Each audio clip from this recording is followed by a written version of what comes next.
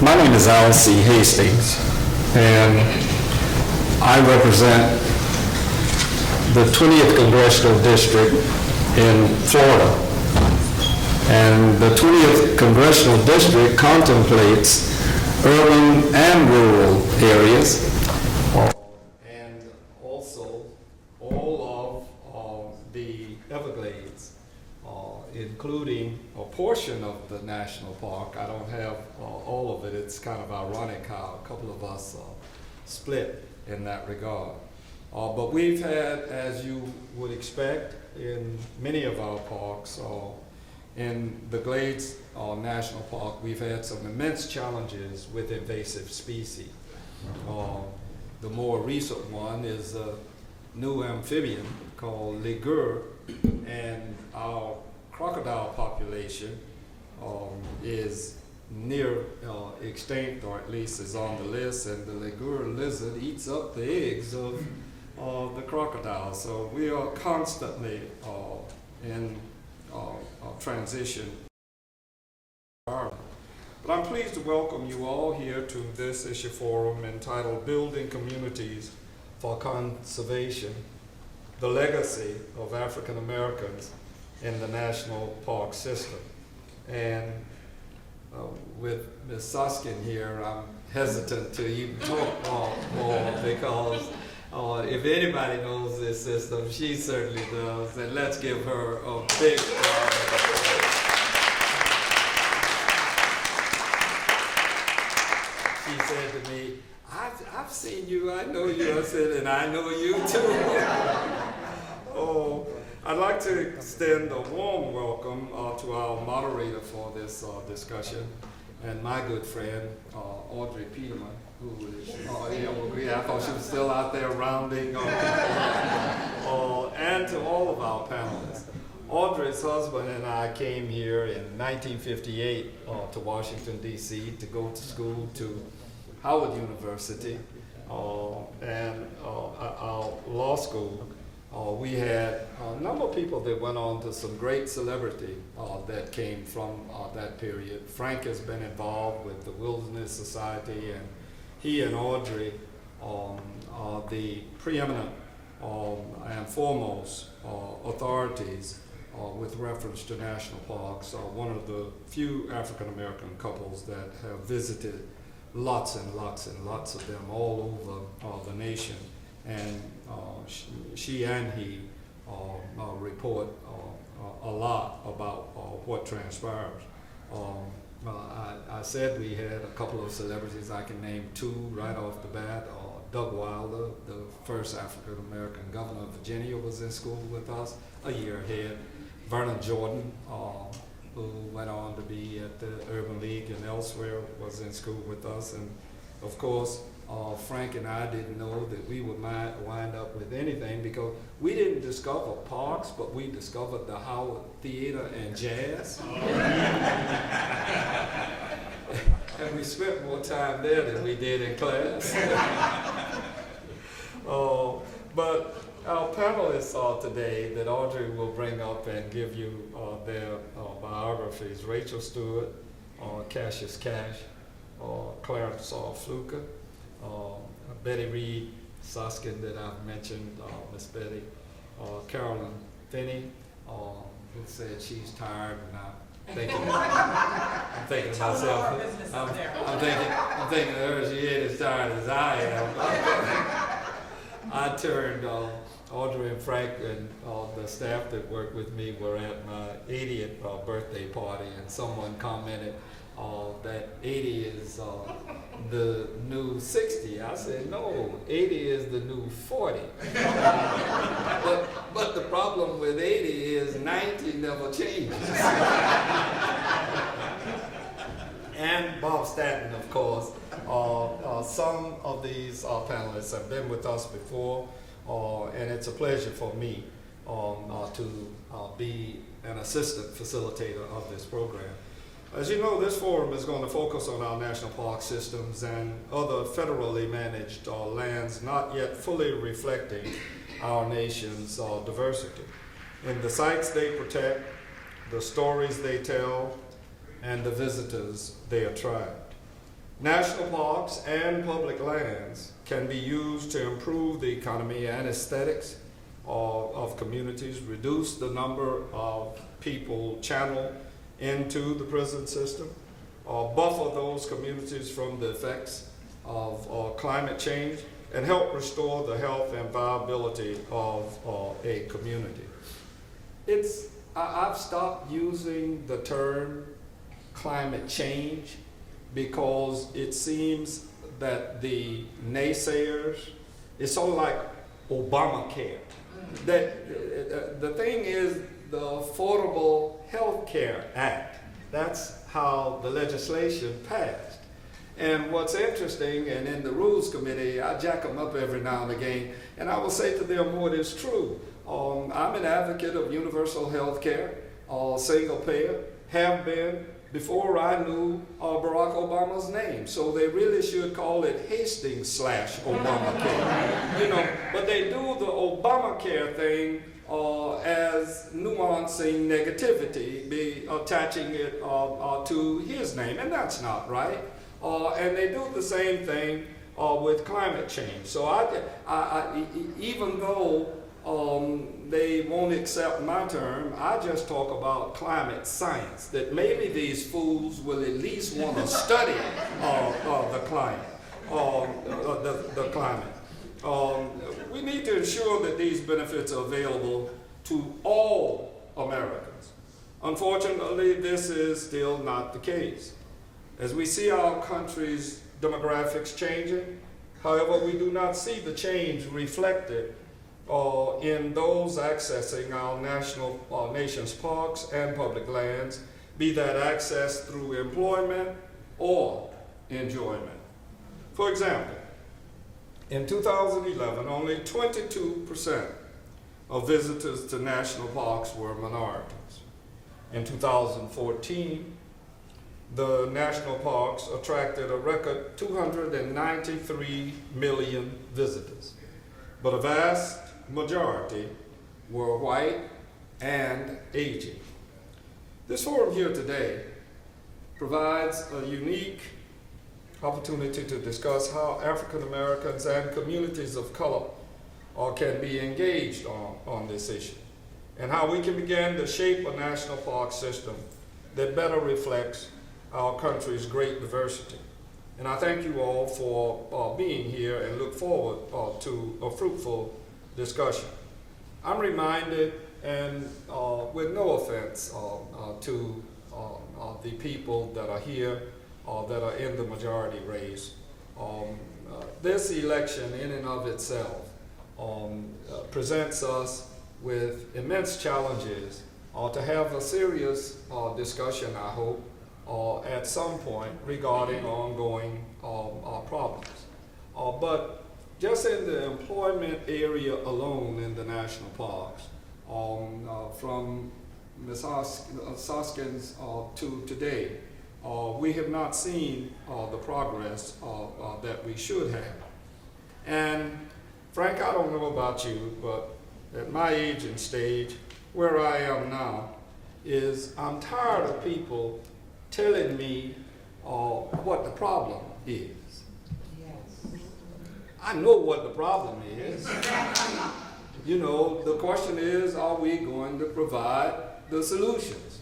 So I get tired of being invited to the let's talk about the problem meetings, and would prefer to have just a solutions only undertaking as it pertains to the disparities that exist in every area of our country's fabric. It is critically important that this forum go forward this morning. Thank you all for letting me take some time. I hope you enjoy many of the other fora that are being conducted. But this one I consider, even though the room will fill as the time progresses, I consider this one to be as critical as any. If we do not enhance the opportunities for employment and enjoyment, we do so at our peril. We are a great country, and when I think of Theodore Roosevelt's vision. I can only hope that there will be other presidents that will have similar visions. Last night, the president spoke to the Hispanic coalition, the Hispanic caucus, and their institute, and how he managed to avoid being direct about his intentions, about his successor. He said the next president is going to be confronted with significant problems, no matter who she is.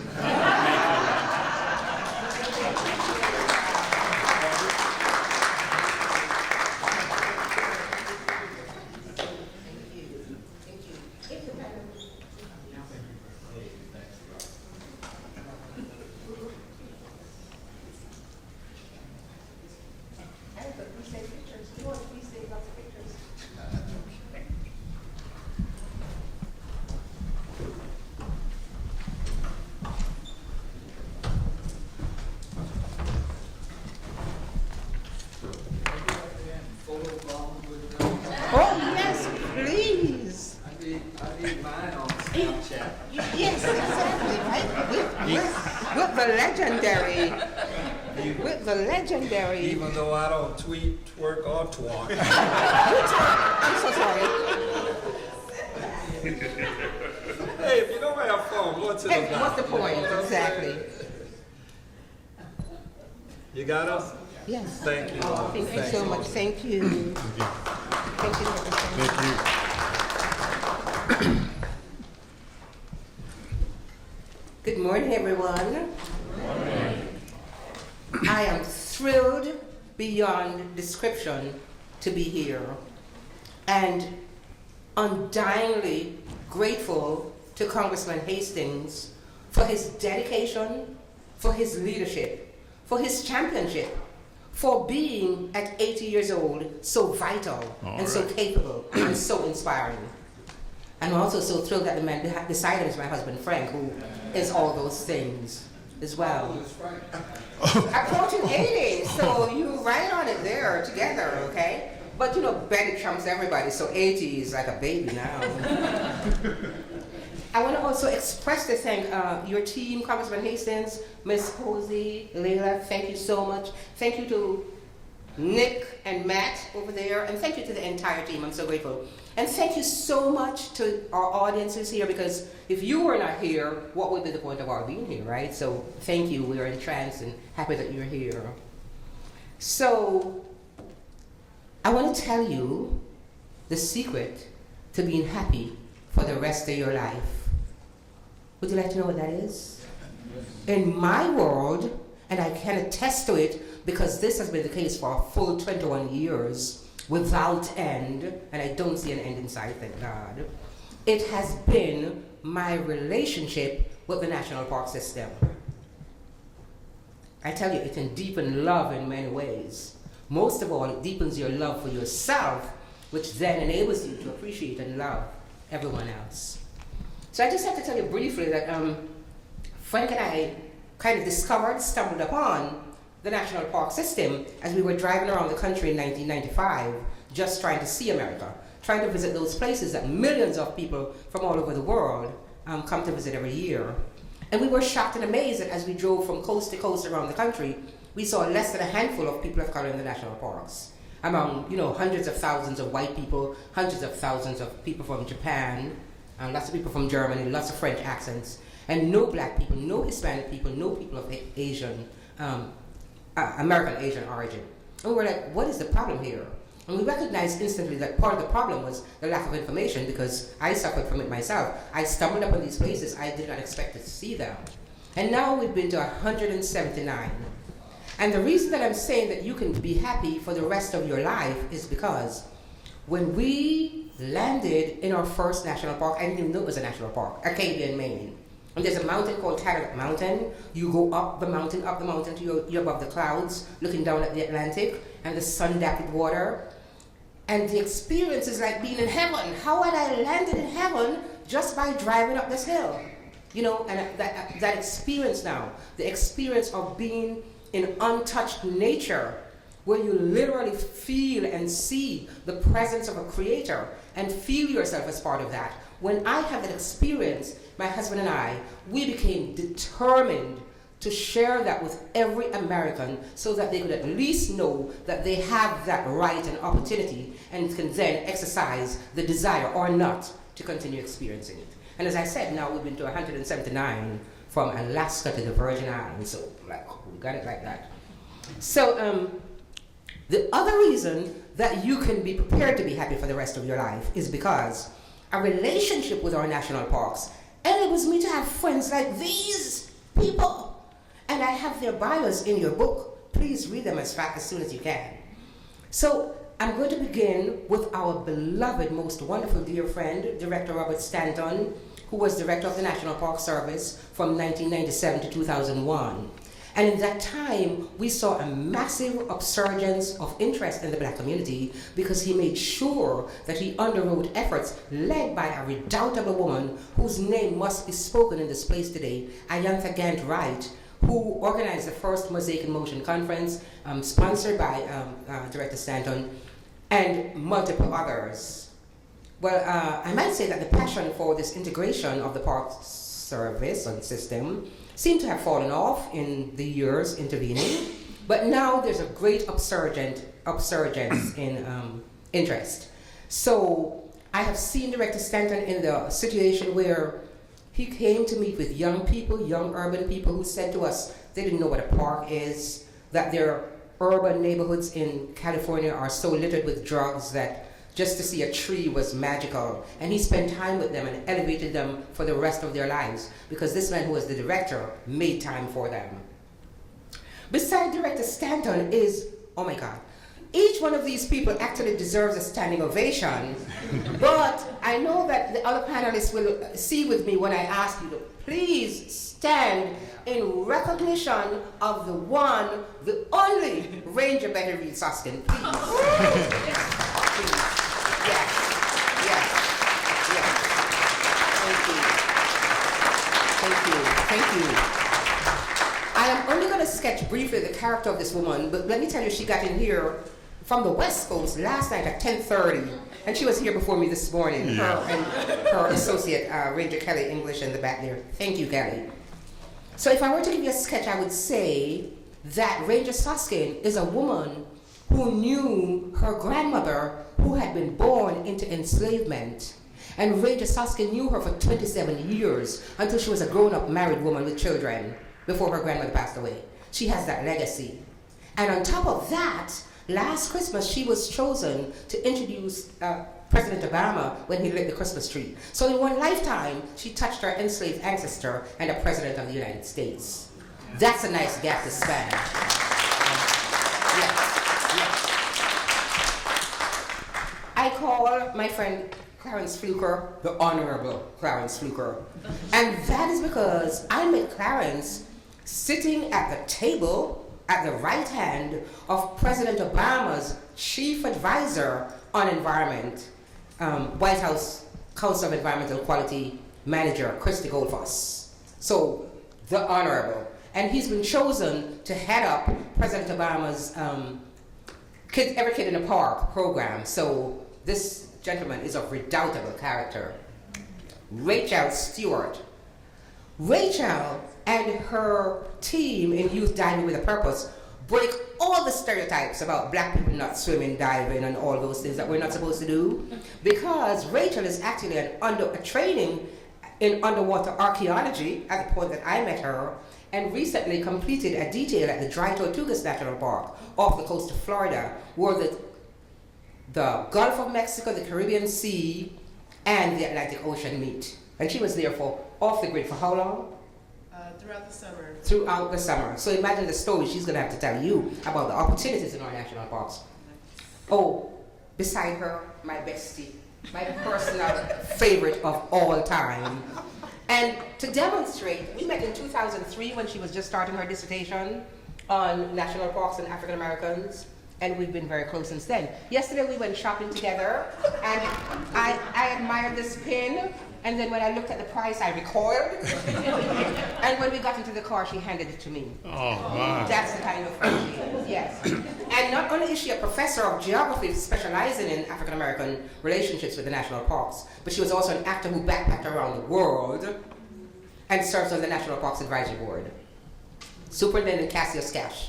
What can I say except that when we met him at the turn of the century in Atlanta, he was at that point the chief ranger for the Forest Service. And now he is the superintendent of the Great Smoky Mountains National Park, which is not only the most visited park in the system, but also the park that is accessible to 50% of Americans in a one-day drive.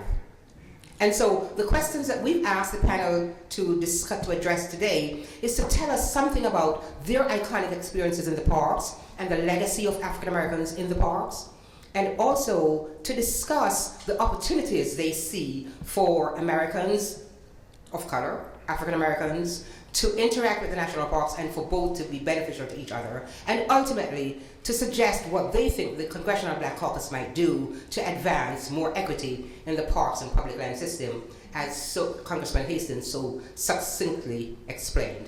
And without further ado, thank you, Director Stanton. Thank you, Audrey.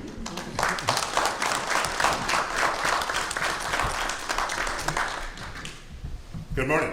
Good morning.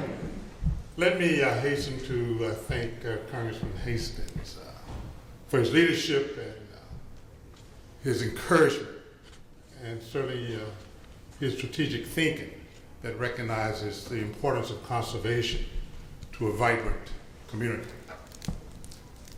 It has been suggested.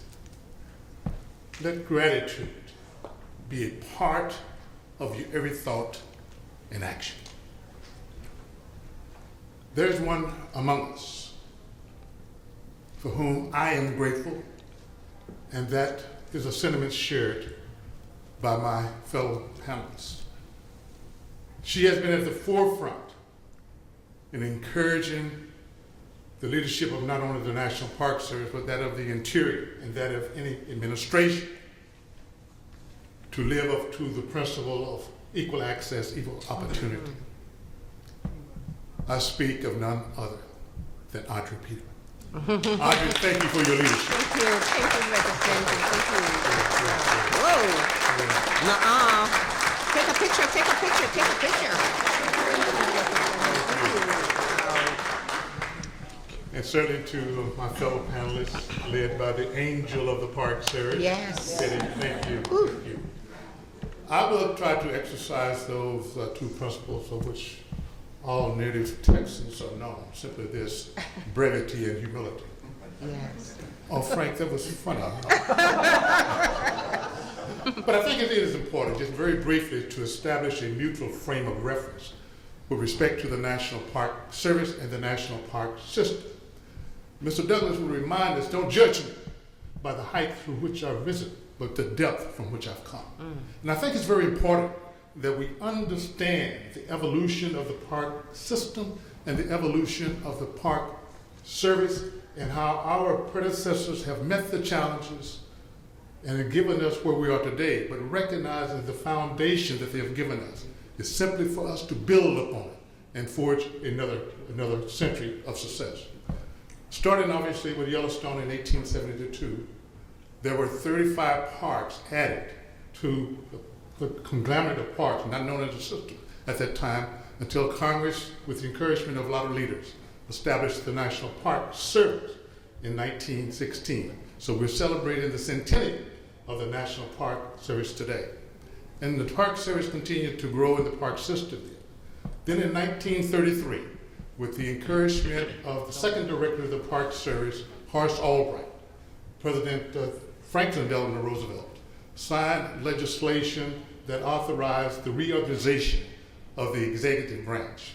And that act required the transfer of over 60 areas from the Department of War, it was called at that time, and from the agriculture to the jurisdiction of the Park Service, tripling the number of areas in the park system overnight.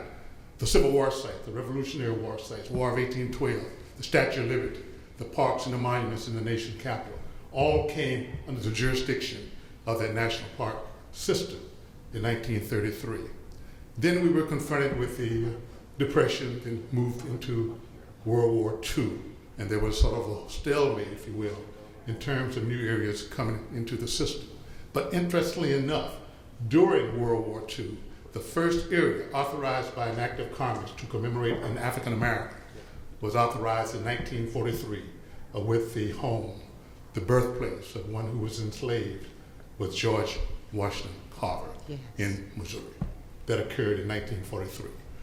Then, of course, we concluded World War II, moved immediately into, unfortunately, into the Korean conflict. So again, a stalemate in terms of parks because the energies of the country were devoted to those war efforts. But in 1956, the American people and the Congress paused again and added another area to the system that commemorated an African American in 1956, Booker T. Washington Monument, born into that institution of slavery in my adopted home state of the Commonwealth of Virginia, the Booker T. Washington National Monument. And then that was followed very briefly by another area being authorized by an act of Congress to one of America's greatest daughters, Dr. Mary McLeod Bethune. Congress authorized in 1960 the National Council of Negro Women to construct a memorial to Dr. Mary McLeod Bethune here in the nation's capital in Lincoln Park. And interestingly enough, it is the only memorial to any woman, not only women of color, but any woman on public lands here in the nation's capital. Wow. An outstanding legacy, Dr. Mary McLeod Bethune. And her memorial was dedicated under the leadership of Dr. Dorothy Irene Height in 1974. But I often say that Mr. Douglas and I met the National Park Service in the same year, and that I donned the green and gray as a seasonal ranger under the leadership of Stewart in Grand Teton National Park in '62. Wow. In September 5, 1962, President Kennedy signed legislation authorizing the Douglas Home as a unit of the park system. And Mr. Douglas's spirit burns deeply, deeply within, as Frank and Audrey well know. But today, including the Underground Railroad Network of Freedom, there are over 30 areas added to the National Park System commemorating individuals of African American descent or events associated with African Americans, such as the Tuskegee Airmen, Brown versus Board of Education, Selma to Montgomery, Little Rock Central High School, and many others. So we have come a long way, but obviously we have a ways to go. I'm about to say Secretary Haston, I think he might become the secretary. Congressman Haston mentioned earlier about Theodore Roosevelt and his conservation legacy, and he made use of the Antiquities Act of 1906 19 times. I'm pleased to tell you that President Obama has made use of the Antiquities Act 24 times, Wow. adding many areas that commemorate our collective heritage. Thank you, President Obama. Wow. Let me just wrap up in terms of the growth of the park system again. We've seen many new areas come into the system with the major recreational areas in urban centers, Gateway, Golden Gate, Chattahoochee, Santa Monica, magnificent areas. So we are continuing to evolve in terms of representing our collective heritage. But I would just like to leave you with this one impression just in terms of the growth of the park system. And this is somewhat of a philosophical perspective, is that the dynamics of our changing demographics are becoming more evident in terms of things we recognize that have occurred in our history that were not always pleasant, difficult periods. And those kinds of areas have only come into the park system within the past 10 to 15, 20 years. We talk about Sand Creek Massacre, Manzanar, Selma to Montgomery, where Congressman Lewis was almost killed, exercising the right to vote. The integration, notwithstanding the Supreme Court declared in '54 that it was unconstitutional, but we were not willing to live up with it. So my contemporaries tested that at Central High School. But I leave you with one thought in terms of the value of parks and how we commemorate those difficult periods. Because what they demonstrate, in my judgment, is that we are maturing as a people and as a nation And one sign of maturity is that you can recognize your mistakes and hopefully learn from them. So there are the mistakes that are commemorated in your national park system. There should be places of learning, places of encouragement. And I will close on this note, Audrey, because I want to interact on those other two questions later on, but I want to hear from the panel. The most preeminent historian that I work with, who left us all too soon at the tender age of 92. And to give you some indication of how he was revered nationally and internationally, with his undergraduate from Fisk, master's from the University of Chicago, earned PhD in history from Harvard. He had not only been awarded 25 honorary degrees, not 50, not 75, but 137 honorary doctorate degrees upon his death.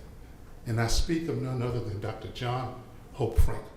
And he said, we have now come to recognize that those places that commemorate sad chapters of difficult periods in our history are not places in which we are to allow ourselves to wallow in remorse, but rather be moved to a higher resolve to become better citizens.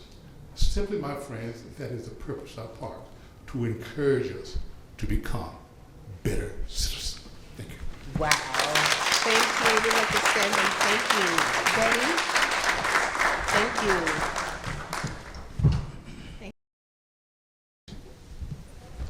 Thank you very much. I've been wondering exactly what I was going to say to you today, and I think that what I'd start with is the fact that at 20 years old, I was a clerk in a Jim Crow segregated union hall during the Second World War in Richmond, California.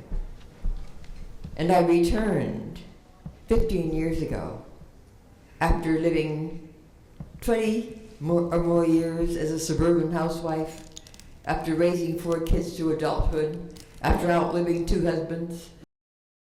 Learning lots of lessons over lots of years, I returned then, 15 years ago, as a field representative for a member of the California State Assembly. That was not a case of personal achievement, not for 1 minute. It's not a Betty story, it's not Black history. That arc of my life from 20 to 15 years ago represents how much social change occurred in this nation over those intervening years. And that's something we all did, all of us. Black and brown and yellow and straight and gay and trans. It's what we all participated in. And some of us did it kicking and screaming. And some of us are still kicking and screaming. But enough of us, by what happened in the city of Richmond, California, during World War II, in that home front struggle, enough of us, because of that, accelerated social change in that area so that to this day, it still radiates out of that area into the rest of the country. And that's enough to build a park around, and the National Park Service did it. That's enough. Now, I've succeeded because I've outlived all the people whose memories don't agree with mine. So now I'm a historian. And hardly anybody argues with dinosaurs.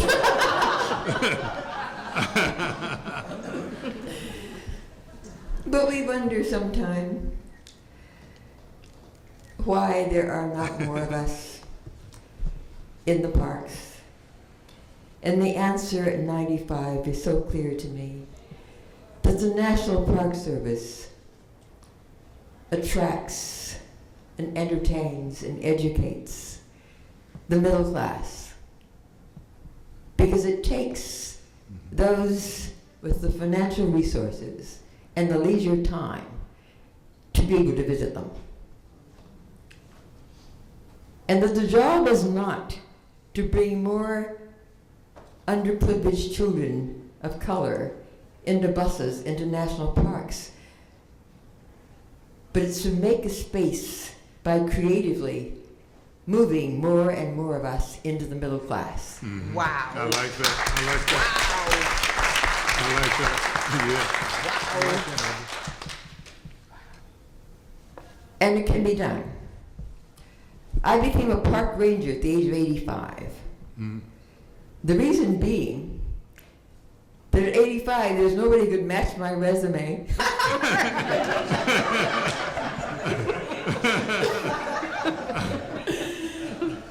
And the Park Service had created a park that celebrated the era Right. in which I was being celebrated. That's rather amazing. I know how my generation confronted the threat of its day. It was a very real threat of fascist world domination in 1942. We were living under very real threat. And in Richmond, under Henry Kaiser and his 4 shipyards, a man who had never built a ship, who came into Richmond as a cement contractor, who had to go to the library to find out how you do that. This man, who knew that all he needed was enough hands. He didn't care what color they were, and he didn't care who they were attached to. He just needed enough hands, and he knew where the greatest pool of available labor lay in the country, in the 5 southern states of Mississippi, Oklahoma, Arkansas, Texas, and Louisiana. Whites coming off the Dust Bowl, blacks, coming up from the slow mechanization of cotton, everybody recovering from the Great Depression.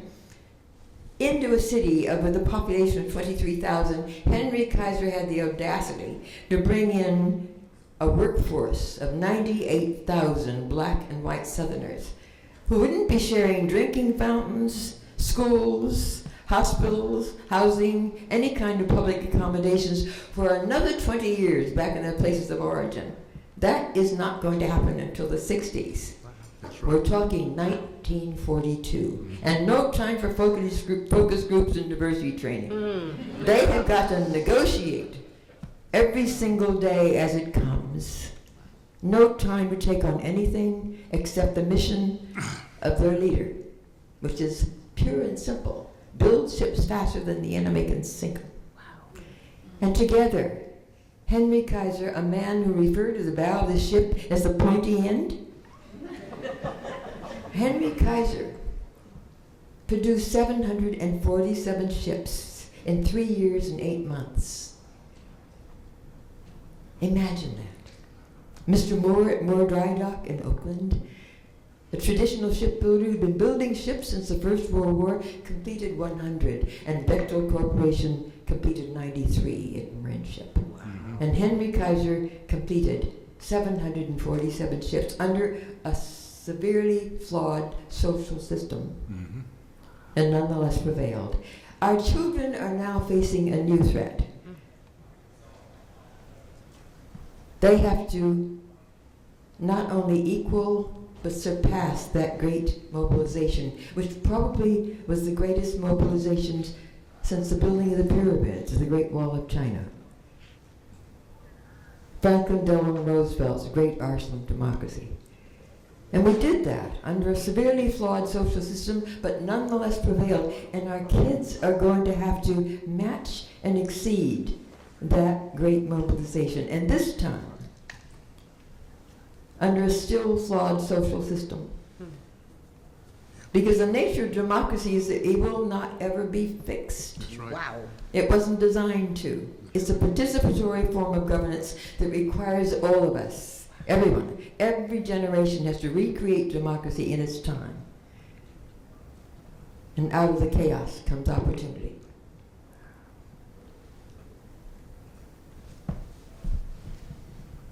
I think I'll stop there. Very good. Wow. Thank you very much. Thank you, Wow. Betty. Oh, thank you, Daddy. Thank you, thank you. Thank you very Thank much. you. Wow. Thank you. Thank you, Honorable Fluker.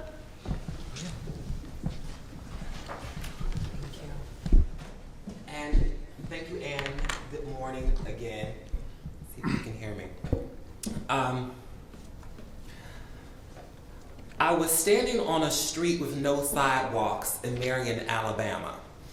And 2 hours before that, I was on a plane completing my reading of Ta-Nehisi Coates' Between the World and Me.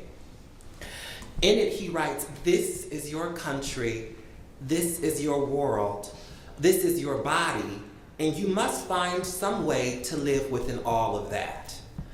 Now I was standing where Jimmie Lee Jackson once stood 50 years before.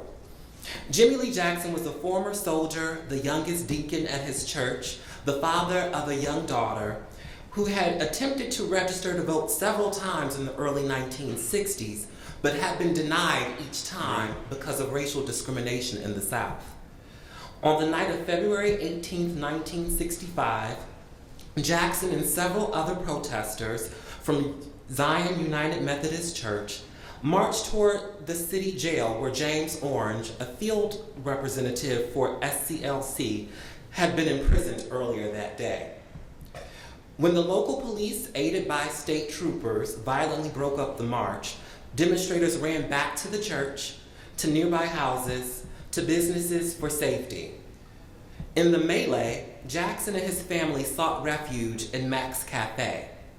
Law enforcement officers followed Mac and his family and other protesters inside of Mac's Cafe, and they began beating them. An Alabama state trooper shot Jimmie Lee Jackson in the stomach while he was trying to protect his mother from being beaten. After Jackson was shot, he ran outside, and the state troopers followed him and continued to beat him until he collapsed. Several days later, he died. The local black community in Marion was outraged, and there was a call to march his body from Marion, Alabama, to Montgomery and lay it on the steps so that Governor George Wallace could see what he'd done. That didn't happen, but what it did do was spark the idea of marching from Selma to Montgomery.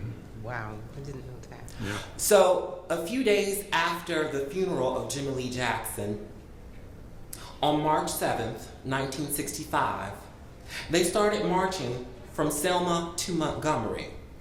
But Sheriff Jim Clark's deputies attacked the demonstrators with tear gas, batons, and whips. Images of the attack were so brutal that one television network stopped and interrupted what they were showing so that they could show the world what we all know today as Bloody Sunday. Now there I was, standing with the director of the National Park Service in the hot Alabama sun, in between the church where Jimmie Lee Jackson was marching from and the jail that he wanted to march to. The next day we were there because the next day Congresswoman Sewell was going to be hosting a ceremony to formally designate the Marion to Selma Connecting Trail as a part of the Selma to Montgomery National Historic Trail. And my mind was racing with so many things.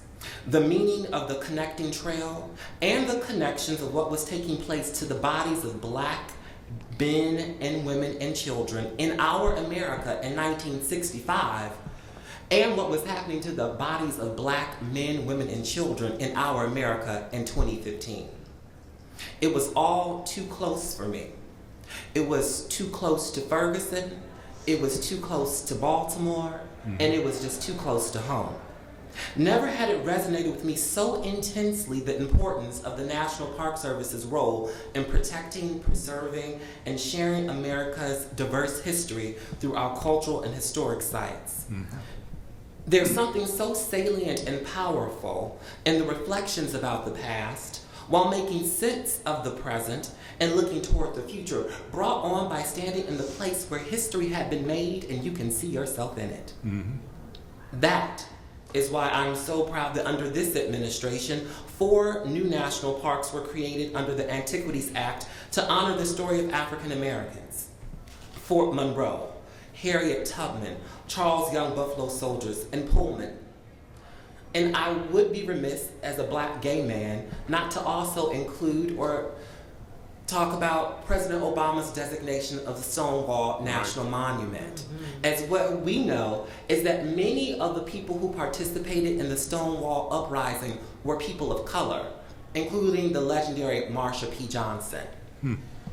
It was also under this administration that the residence of Bayard Rustin, the chief architect of the 1963 March on Washington, was added to the National Register of Historic Places. Not only do Black lives matter, so does Black history. Wow. Our national park system not only brings value to our consciousness as our nation, they also offer diverse opportunities for communities to thrive and for individuals to learn, play, serve, and to work. The Rivers, Trails, and Conservation Assistance Program supports community-led natural resource conservation and outdoor recreation projects across the country. The Land and Water Conservation Fund provides matching grants to states and local governments for the acquisition and development of public outdoor recreation places. The Federal Historic Preservation Tax Incentives Program encourages private sector investment in the rehabilitation and reuse of historic buildings. They create jobs, and in some of the nation's most successful and cost-effective community revitalization programs come from that. Our youth service programs division, run by George McDonald, probably my favorite of all of them, provides a number of education and employment opportunities for youth and young adults. The extended portfolio of programs designed to create pathways to education and careers includes the HBCU internship program, Mosaics in Science, and the Conservation Corps. Earlier this month, we kicked off the second year of the President's Every Kid in the Park initiative, which gives every fourth grader in the United States a pass to visit any federally protected public land with their families for free. The Healthy Parks, Healthy People program helps to reframe the role of parks and public lands as an emerging and powerful health prevention strategy, building on the role that parks play in our society. With an imprint in every state of the Union, the District of Columbia, American Samoa, Guam, Puerto Rico, and the Virgin Islands, national parks are relevant to all people today.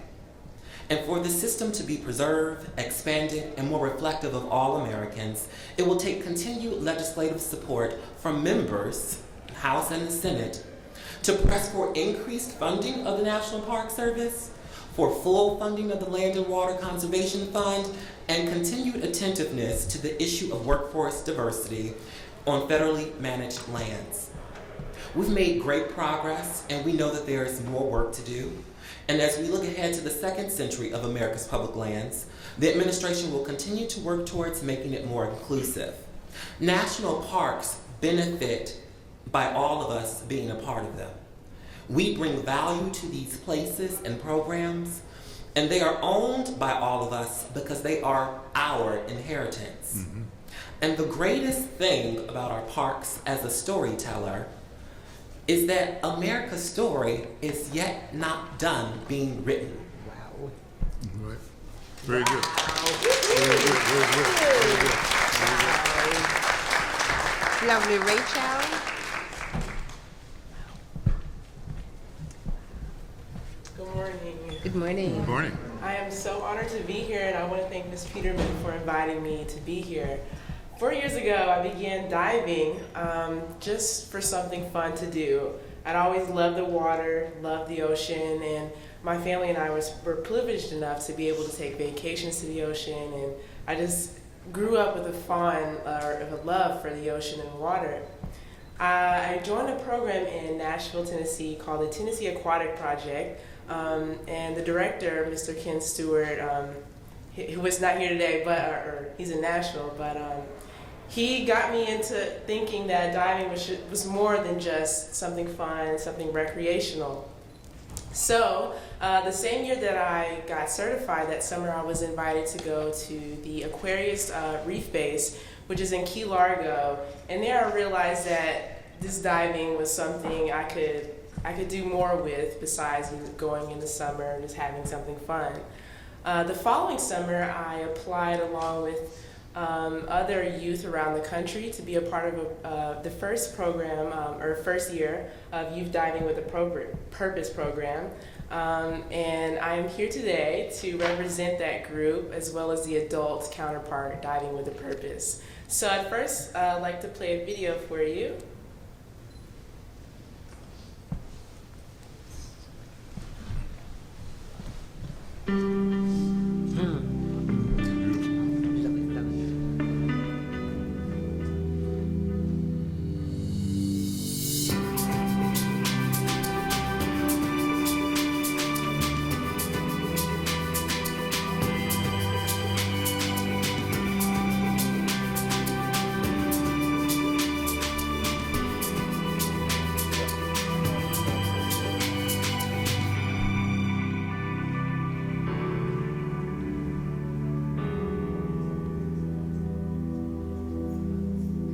Welcome to Biscayne National Park and the Youth Diving with a Purpose program, the first annual Youth Diving with a Purpose program. We are sitting right now on the bottom of the ocean at the site of the outline wreck. It's a 19th century wooden sailing vessel, about 150 foot long. And what you see going on around you are a bunch of high school students from all over the country who've come here to the park to get an experience doing underwater archaeology and helping the National Park Service by producing a site plan of the shipwreck that's just below the sand. This is the 10th year that Diving with a Purpose has operated in Biscayne National Park, and this is the first year that it's an entirely youth-driven project. The students that you see are from all over the country, and they've all come down here to South Florida to learn how to map shipwrecks and to be future stewards for archaeological resources on land and underwater. One of the things that the Diving with a Purpose program teaches is the mapping of shipwrecks underwater. And what this young man is doing right now is he's examining a fragment of the ship's keel. He'll take detailed measurements and translate all of that on the plastic mylar paper that we can write on underwater.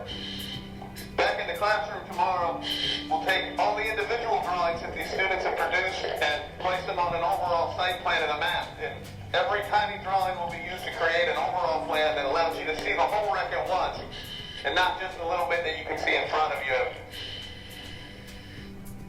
One of the things that's great about the Youth Diving with a Purpose program is that not only does the National Park Service at Biscayne National Park get this great document that we can use in the operations of the park, but these kids get an awesome experience.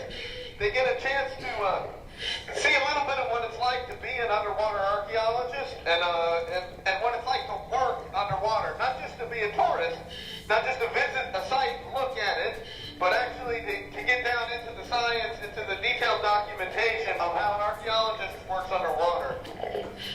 One of the things we hope is not necessarily that all these young people are going to become archaeologists when they grow up, but all of them do come away with a new respect and understanding for historic sites and archaeological sites both in the land and on the water. The shipwrecks in Biscayne National Park are under constant threat. There's a lot of people in the public that don't necessarily understand the value of a historic resource in place. And one of the goals of the National Park Service is to keep these sites intact for future generations. These young people will come away as stewards, will go back to their communities and explain to the world why it's important for these sites to stay where they're at, and hopefully bring a little bit of better protection to them.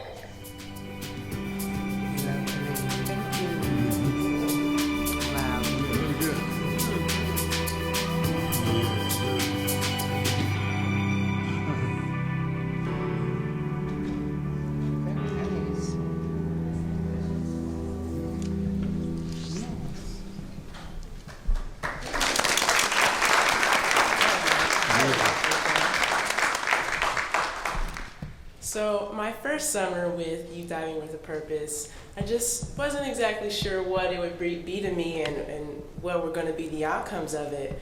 But 3 years later, I am happy to say that I'm an instructor for the program. It has provided so many wonderful experiences. We are eternally grateful to the Submerged Resources Center who produced the video and made the video you just saw, as well as Biscayne National Park. It's just been amazing to see so many young people, young divers, be active in their park service, of all backgrounds. This past summer, we had people from every race, all just from all around the country. It's just amazing to be with so many like-minded individuals. This past summer also, we were looking for a slave ship called the Guerrero. It wrecked off the coast of Florida. Not sure the exact year, but it was carrying enslaved Africans, many of whom lost their lives. And so I was honored, along with the other students, to be a part of that search. In the future, we're hoping maybe to continue looking for the Guerrero, as well as make partnerships around the country and around the world with other organizations looking to delve into the historical past and cultural resources that are underneath the waters. And I believe that's all. Yeah, thank you.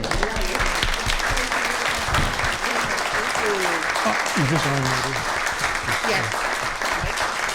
Let me just add before Dr. Finney to come forward that we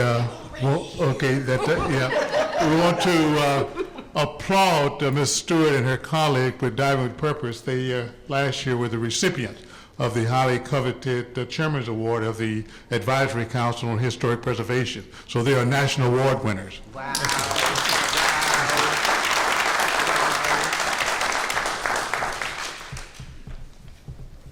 Pretend like the curtain is there. Like, anything really. Just a couple of, on a Mac, not a PC, I don't know what's happening. Okay, but I'm gonna pretend I'm gonna skip because I changed my mind. It's the beauty. First of all, Cassius and I were sitting at the end and we were like, dreads in the water. That is just cool. Yeah. Dreads in the water. Dreads in the water, yeah. And I just gave classroom a whole new meaning, you know. I teach in the regular old classroom. Like, I can't even imagine doing that. So I have that first slide up there because I, paint this kind of historical context, and I didn't need to do this because like real life people here actually lived it and talked about it. So just keep that in mind. The thing that I have to do is actually realize I would have probably never had anything whatsoever to do with any national park ever if I hadn't met Audrey, Director Stanton, and Ms. Fabulous Julie Soskin. Actually, I would have had nothing, because these are when I went back to school, started my PhD in the 2000s, and I started doing work on African Americans in the environment, and I went to interview African Americans around the country, and I literally were like, well, where do I go? Because there was nothing on the library shelves. Right. And so I Googled African Americans in the environment, literally to see who would come up. The first person who came up was Audrey Peterman. I wrote Audrey Peterman a long email. First I was like, I'm doing this thing, and here's why I'm personally really excited, and she writes me back this long email, and she's like, oh my God, we're sisters, oh my God, we have to meet. Then the rest of it's history. So for me, it's really important to honor that.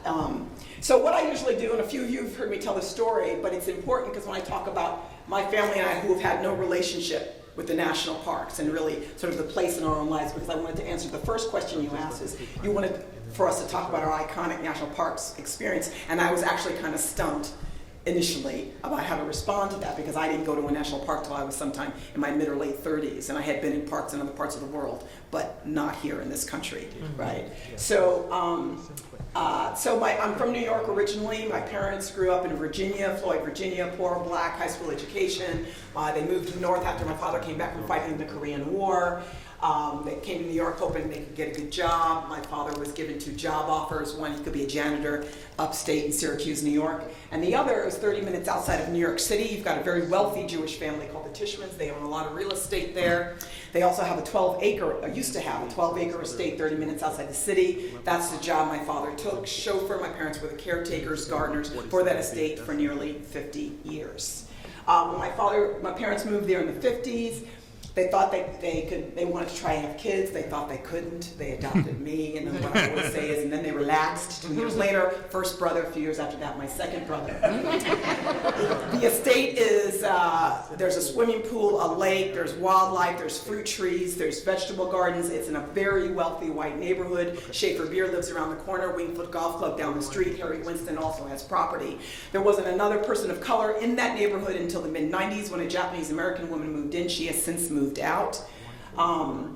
In the late 90s, there's a lot of stories I talk about being on this property. So the Tishmans only came up on weekends and holidays, so it's like me and my brothers had run of this outdoor space. So this is where we got our nature education, because we were outside all the time. Playing outside was nothing unusual, and we had this incredible space to do it in. Of course, being black in this neighborhood, I have my story about getting stopped by the cop when I was 9 because he wanted to know where I was going, and I had to tell him, I'm just going around the corner. He said, "Oh, do you work there?" And I'm like, "Damn, I'm 9." And when I told my parents that, my father called and the police station gave him holy hell and they never bothered us again. I want to jump ahead to the late 90s when Mr. Tishman had died. Mrs. Tishman was very ill. She has a very close relationship. It's a complicated, close relationship with my family. I can't even have any time to go into that, but she was concerned what was going to happen to my family when she died. This property at that time in 97 was worth over $3 million. The property taxes alone were over $125,000 a year. My father had been making about $20,000 a year. To her credit, she wanted to try to keep my family on this property. There's a lot of complication why that wouldn't happen. She had a house built for them, and they now live in Leesburg, Virginia, and I mean no offense, but my father calls it Sleesburg, but that's another story.